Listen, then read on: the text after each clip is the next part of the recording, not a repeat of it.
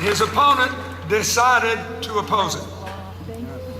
And now he's trying to figure out how to get out of that in Ohio, where 1 in 8 jobs is tied to the auto industry. I said last night when we were in Virginia, he's tied himself in so many knots trying to say he didn't oppose what he clearly opposed, that I expect any day he'll be offered a job as the chief contortionist at Cirque du Soleil. But he did, he was against it. Then the administration of the president did another great thing. They reached an agreement with labor, with management, with the environmental groups to double car mileage in the next few years. Double it. Now, put another way, that'll cut your gas bill in half. You just figure how much that's worth. Yeah. Governor Romney wants to undo it. I couldn't believe it. He wants to undo it. He says yes, but putting all this new technology, which will create 150,000 new jobs, good jobs paying above average, putting all this technology in place will make the cars more expensive. It will.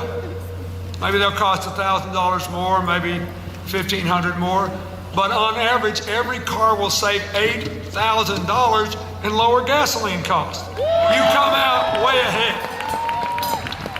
He'd rather you burn the gasoline than create 150,000 jobs.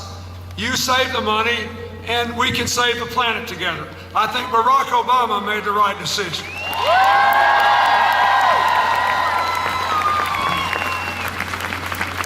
Now let's look at the decision Mr. Romney made. When he couldn't get out of the fact that he actually did oppose the automobile plan, he starts saying that President Obama is allowing Jeep to move American jobs to China. Did you see that? Yeah. I took it personally because I helped Jeep locate that. Well, I helped the state of Ohio get Jeep to locate a plant in Toledo. And I know they're expanding it.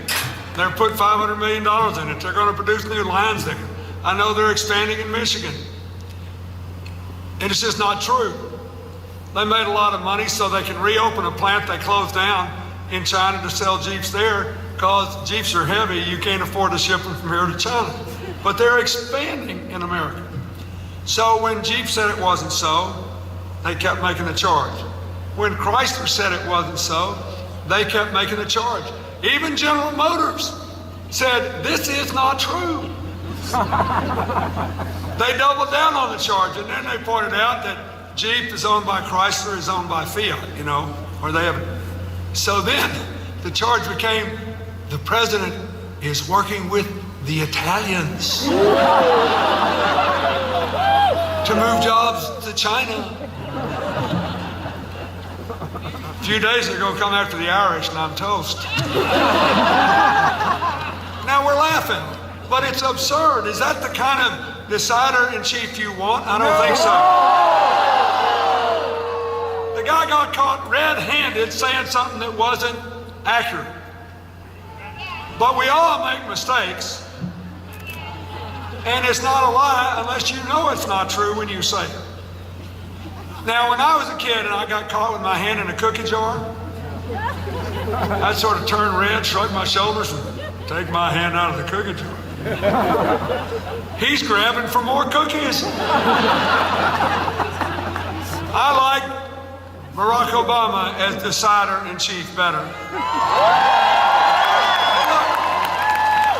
By far more important, and what the president will talk about today, is that his plan for the future is better. And his budget to pay for it and to pay our debt down is better. His plan for the future essentially is to invest in 21st century jobs, in modern infrastructure, in information technology, in clean energy, in manufacturing, in the kind of agriculture that will enable us to feed America, sustain the environment, and feed a growing world. And to educate and empower people to do those jobs, including maintaining and improving the Affordable Care Act, which will give 30 million people, many of them with pre-existing conditions, insurance for the first time next year. And which, much to the chagrin of its opponents, has just given us 2 years with health inflation at 4% or less for the first time in 51 years. We are liberating. The student loan program will allow students for the first time ever to borrow money at low cost from the federal government and pay it back as a low fixed percentage of income for up to 20 years. This means nobody will ever have to drop out of college again because they're afraid to borrow money or they're afraid they can't pay it back.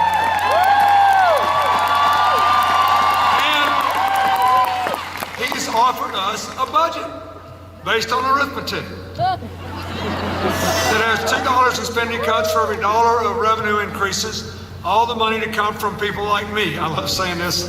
I never had a nickel before I left the White House. Don't forget, in the decade before the crash, 90% of the gains went to the top 10%, 43% to the top 1%, and we also got most of the tax cuts.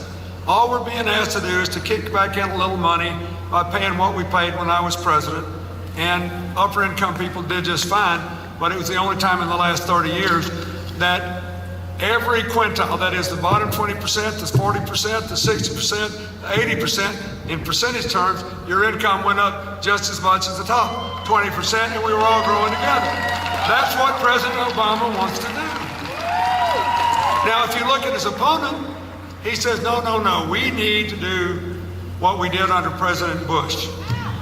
We need to have a big tax cut for high-income people, and we need to cut all these investments and cut all this education and repeal the student loan law. Unbelievable. Make college loans more expensive and increase the dropout rate. That's their proposal. And we need to cut the Medicaid program by a third.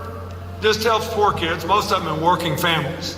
Oh, and it does help Medicare seniors who are living in nursing homes. And it does help middle-class families with children with disabilities, with autistic conditions and cerebral palsy and developmental disabilities, whose parents could not even work if they were not helped to meet their children's exceptional cost. He wants to cut all that to give me another tax cut. And you say, well, we don't think the numbers add up. Because even if you make up for this $5 trillion that you want to cut in taxes, or the $2.5 trillion you want to spend, President Obama doesn't. Even if you could do that, you still hadn't reduced the deficit 1 red cent. So give us a budget. You know, you're the finance guy. And he says, see me about that after the election. See me about that. It's always, see me about that after the election. When I was a kid growing up in Hot Springs, Arkansas, we had a great guy who had a bar. And at noon, he'd quit serving beer on a school day so the kids could come in and have sandwiches. But otherwise, he had a little sign on the bar that said, Wendy's, free beer tomorrow. And he had a deal with the electric company that they never saw the sign off. So I was in there one day and this guy came in and said, hi, Wendy, I came in yesterday and had a beer. I'd like my free beer now. He said, go out and read the sign. Tomorrow never came. So when a politician tells me, see me about that after the election, it makes me know there's something ugly in there he doesn't want me to see. My president is not afraid for you to see his budget or his plans or his commitments, and they are better. We should elect Barack Obama. I just want to tell you one other thing. This will tell you all you need to know about this election.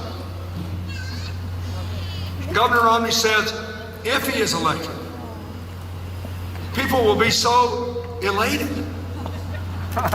I'm being serious now. That the economy will produce 12 million jobs in the next 4 years. Now, I am sure it's just a coincidence. Or maybe he forgot. Because as President Obama has told us, there's this great public health epidemic, this virus sweeping across America, causing a condition known as Romnesia. And the virus is so rampant anybody's vulnerable to getting a little of it. So maybe just caught a little piece of Rhodesia. But what he forgot to tell you is this. Just a few days before that 12 million jobs promise was made, an independent business forecaster, Moody's Analytics, said to all of us that we will get 12 million jobs in the next 4 years if we just don't mess up what the president has already done.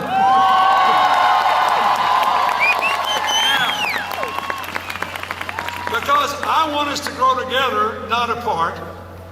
Because he's been a good commander-in-chief, a good decider-in-chief, a proven cooperator. Because he got better plans for the future.